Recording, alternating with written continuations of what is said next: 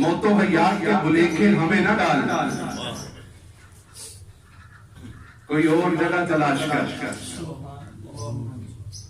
سمجھ آئی یہ بات؟ نفس مطمئنہ کتنا بڑا جملہ ہے۔ اور قربان جاؤں، قربان جاؤں اپنے آقا کی عظمت،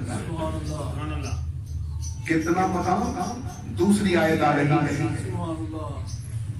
حضرت موسیٰ علیہ السلام جیسا جلالی رسول اسکندر بھائی اتنا جلال کہ جب جلال میں آتے بال کھڑے ہو گئے، اتنا جلال موسیٰ علیہ السلام، اتنے صاحب جلال۔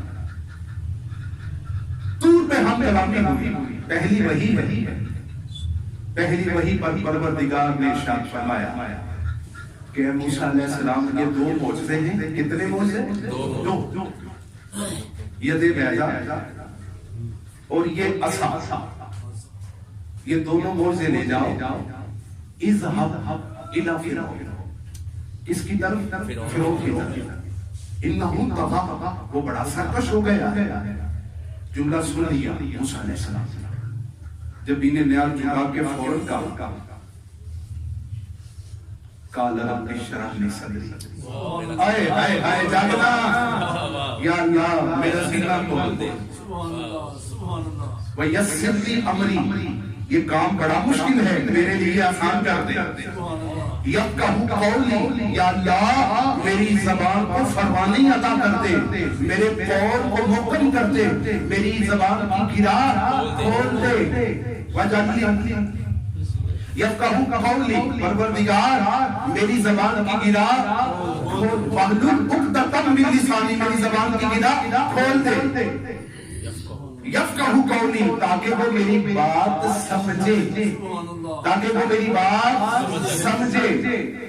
سب کچھ ایک ہی سانس میں مانگا ہے، رکے ابھی بھی نہیں، اتنا کچھ مانگ لیا پھر بھی کہتے وَاجْعَلْنِي وَزِيرًا مِّنْ أَهْلِي، مجھے ایک مددگار بھی دے میرے اہل سے، ہارون اخی، میرا بھائی ہارون علیہ السلام، اشدد بِهِ أَزْرِي، اس سے میری پشت کو مضبوط کر دے، وَأَشْرِكْهُ فِي أَمْرِي، اسے میرے کام میں شریک کر دے، کئی نسبحک کثیرا، تاکہ ہم دونوں کثرت سے تیری تسبیح پڑھے۔ اتنے سارے انعام ایک ہی سانس میں مانگے، لیکن قربان جاؤں اپنے آقا کی ذات پر، پہلی وحی کے بعد جو دوسری وحی اتری، خالق فرماتا ہے یا ایھا المدثر، اے بالا پوش اوڑھنے والے، کمبل اوڑھنے والے سونے محبوب، قم فانذر، فوراً اٹھ اور اپنی قوم کو ڈر سنا، وربک فکبر، جائے ان کے درمیان اپنے رب کی کبریائی کا اعلان کر۔ سبحان اللہ، نعرہ تکبیر، نعرہ رسالت، نعرہ رسالت، نعرہ تحقیق، نعرہ حیدری، اتنے سارے حکم یہاں، اتنے سارے حکم ایک ساتھ، وہاں اتنی ساری دعائیں ایک ساتھ، موسیٰ علیہ السلام، اللہ نے سب کچھ دے دیا۔ کیا مانگا تھا؟ ربی اشرح لی صدری، یا اللہ میرا سینہ کھول دے، وہ موسیٰ علیہ السلام خود کہتے ہیں کھول دے۔ یہاں جب آئی اس کے محبوب کی شان، کہتے ہیں لم نشرح لک صدرک، تیرے لیے تیرے سینے کو کھول دے دیا۔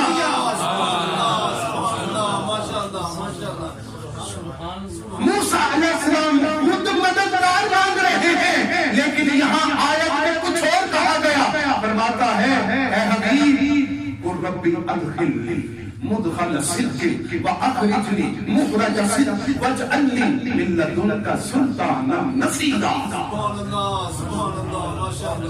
میری مدد کر سلطان نصیر کے ساتھ۔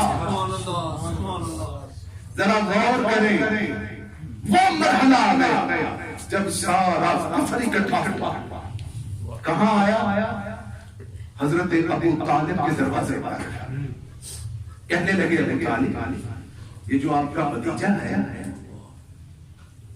صرف ہمارے باتوں کی مذمت چھوڑ،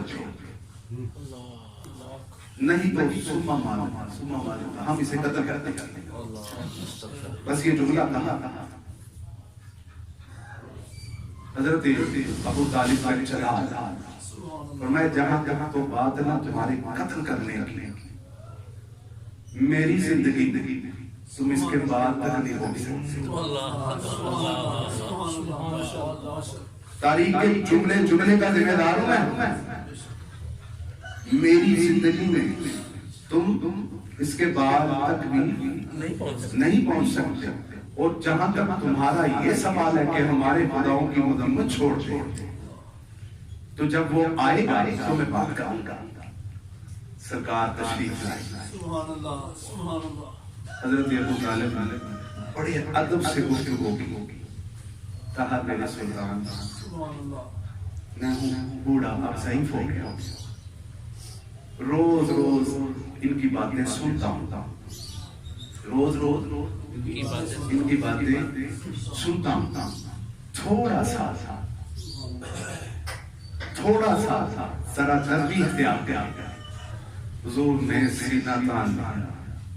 فرمایا چچا ایک ہاتھ پہ سورج جاگیے گا، دوسرے پہ چاند رکھ دے، پھر بھی میں پیغام حق پہنچانا نہیں چھوڑوں گا.